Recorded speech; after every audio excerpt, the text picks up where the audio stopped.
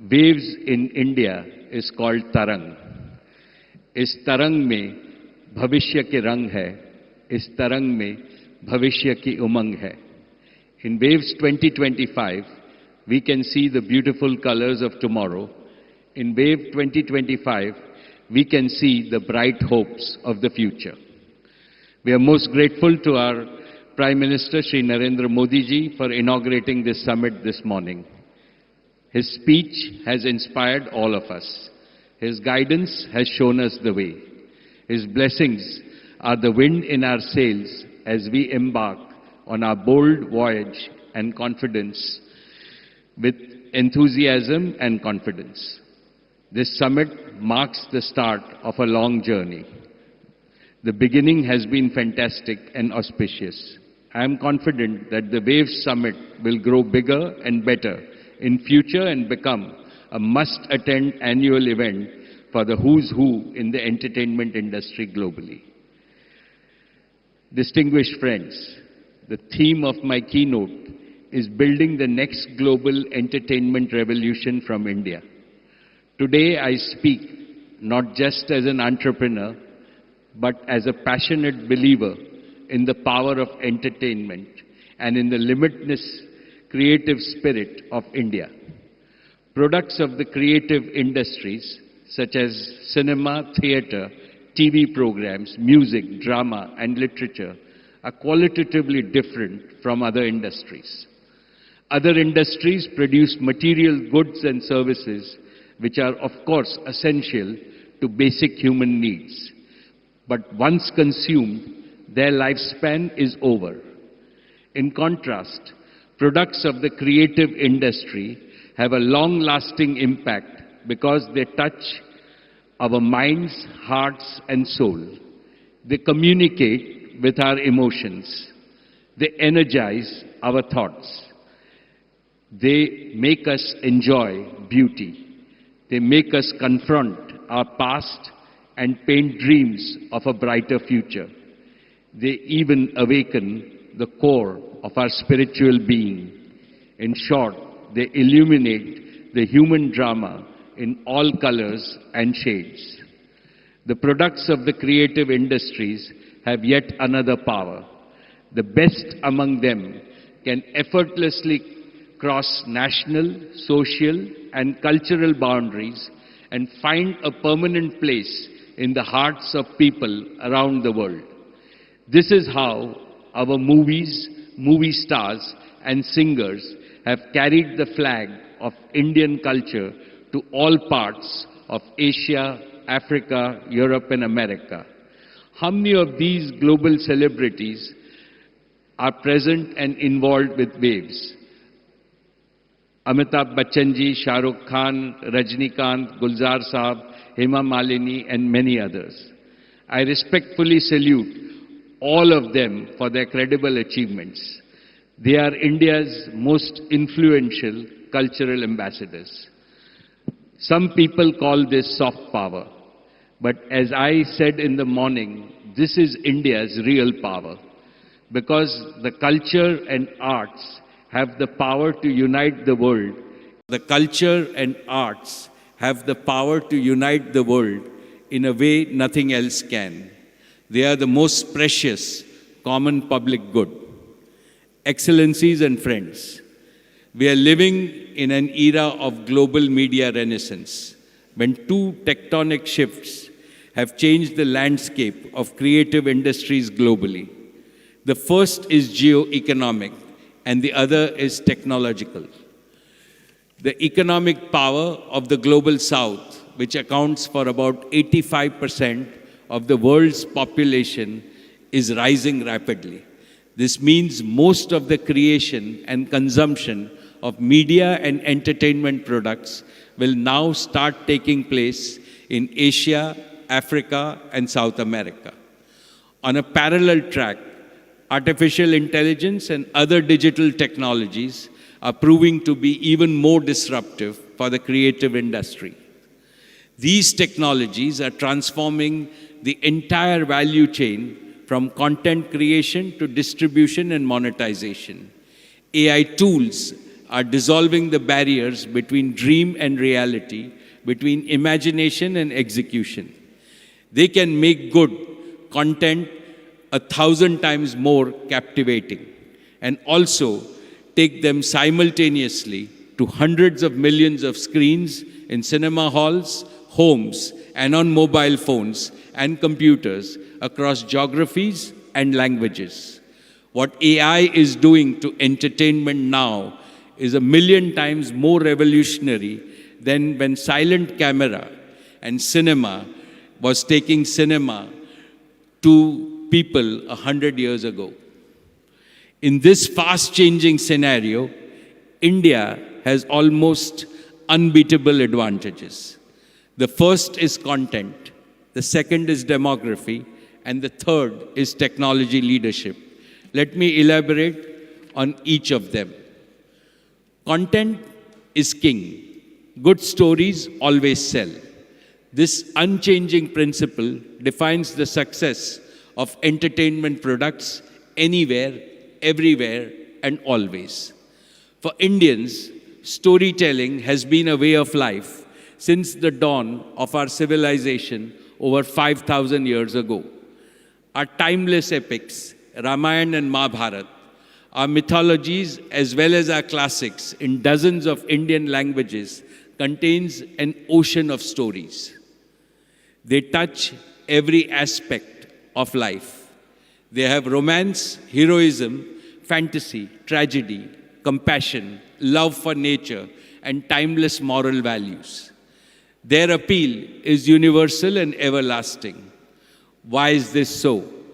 Mark Twain, the celebrated American writer, famously answered this question by saying, and I quote, "India is the cradle of the human race, birthplace of human speech, mother of history, the grandmother of legend, and the great-grandmother of tradition." Our second advantage is demography. India is now amongst the world's most populous nation. Soon, our economy will become the third largest globally. This will potentially make India the world's largest media and entertainment market. Just look at the numbers. 1.4 billion creators and consumers with an average age of 29. This is not just a statistic. It is a profile of a demographic, economic, and creative superpower. India's third advantage is technology. India is not following the technological revolution in media and entertainment. India is actually leading it. Indian VFX is now powering Hollywood blockbusters. We produce several million hours of content every year. Films, TV series, music, sports, short form, long form, live and immersive content. We are multilingual, multi-format, and multi-platform by design. And what is our secret weapon? It is our world-class digital infrastructure built on 5G, which will soon be elevated to 6G. The 1.2 billion mobile phones in India are potentially 1.2 billion screens on which users can access entertainment and even share user-generated content. With all humility, I can say that Jio has made a leading contribution to India's digital and entertainment revolution by making high-speed internet affordable and available to all. With Jio Cinema, we have broken viewership records, revolutionized IP streaming, and made immersive multi-language interactive sports viewing a global standard. And this is just the beginning. Jio's partnership with Disney marks the dawn of a new era in digital storytelling. We have created Jio Hotstar with the ambition of equaling, even surpassing, the impact of leading creators of entertainment globally. It will provide a platform for the best and the brightest talent from India and abroad. Its technology stack is unrivaled. In short, Jio Hotstar is committed to making India a proud leader in the global entertainment industry. Dear friends, over the next 4 days, participants in this summit will discuss weighty ideas and share their valuable perspectives and experiences. Let me present my 4 action points for your consideration. My first action point is we must not miss this humongous opportunity that is beckoning all of us. I would like to repeat what I said in the morning because it merits restating. India's media and entertainment industry today stands at $28 billion. We can easily grow this 5 times to over $100 billion in the next decade. This will give birth to huge new opportunities in employment and entrepreneurship in diverse fields. To achieve this, India should invest in state-of-the-art content clusters across India. India should train tens of thousands of our talented young people in animation, VFX, and other technologies. India should incentivize IP creation, AI-powered innovation, and gamification. India should have a new investment avenues for this industry, and India should create an enabling and encouraging and empowering regulatory environment that rewards imagination and inclusion. My second idea is that the best among our content creators need to start thinking of the world as a market and start creating content for global audiences. We should nurture even our regional creators to go global.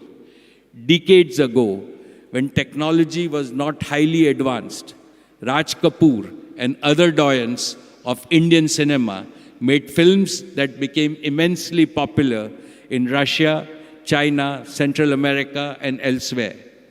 Satyajit Ray mesmerized global audiences with his black and white movies.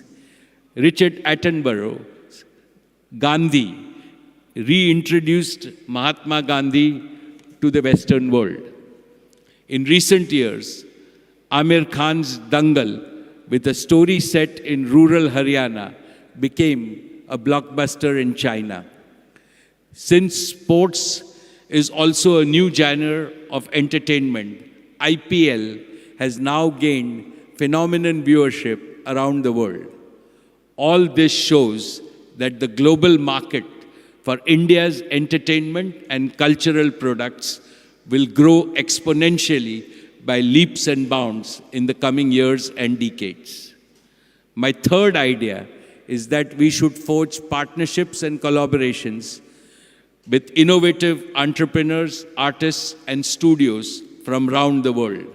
The Prime Minister has given us this mandate. India should become the modern global center for content and creativity. My fourth idea relates to the fundamental purpose of all creative industries. I believe that the purpose of all we do is to build a better world for our future generations. A more harmonious world, a world that realizes the motto that Prime Minister Modi gave to G20 in New Delhi, Vasudhaiva Kutumbakam. The whole world is one family. Today, we are living in a highly polarized world. It is full of turbulence and uncertainty. As a result, people all over the globe are hungry for entertainment that is healthy, wholesome, and brings hope and happiness. India can satisfy this hunger better than any country in the world. This is not just an unprecedented economic and cultural opportunity. It is a strategic opportunity. Therefore, I conclude my keynote by expressing one wish from the bottom of my heart. May this newly created Waves platform give the message of hope for a new world from a resurgent new India. Thank you.